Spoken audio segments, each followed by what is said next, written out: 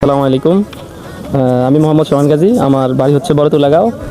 আমি বিগত দিনেও খেলছি এখানে পিসিএল মাঠে। মোটামুটি এখানে আয়োজনটা আলহামদুলিল্লাহ ভালোই, ওনাদের ব্যাপারটাই ভালো।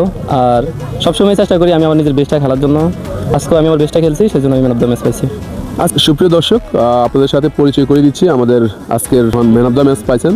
তো আমি সোহান ভাইকে জিজ্ঞেস করবো উনি কোথা থেকে আসছেন, ওনার পরিচয়টি দিবেন এবং উনি কোথায় খেলছেন। আমার জানা মতো উনি কিন্তু কুয়েত রানিং খেলোয়াড় খেলছেন। সো উনি আজকে বলবেন ওনার মনের অনুভূতিটা কেমন। আজকে আমাদের পিসিএল মাঠে খেলছেন, ম্যান অফ দ্য ম্যাচ পাইছেন। তো উনি নিজের মুখেই বলবেন। আসসালামু আলাইকুম। আমি মোহাম্মদ সোহান গাজী, আমার বাড়ি হচ্ছে বড়তুলাগাঁও।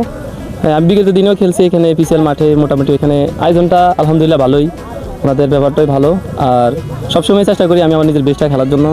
আজকেও আমি আমার বেস্টটা খেলছি, সেই জন্য আমি ম্যান অফ দ্য ম্যাচ পাইছি। আজকে কত ওভার খেলা ছিল বা কত, আমরা তো মনে হয় এক উইকেটের বিনিময়ে হ্যাঁ, 14 ওভারে খেলা ছিল, এরা 115 রানের টার্গেট দিছিল, আমরা 8 ওভারে উইন হয়ে গেছি আলহামদুলিল্লাহ। কত রান করলেন আমরা আজকে? আজকে আমি 28 বলে 80 রান করছি। অনেক চমৎকার, অনেক ভালো খেলেন সোহান ভাই। তো সবাই আসলে সোহান ভাইকে দোয়া করবেন।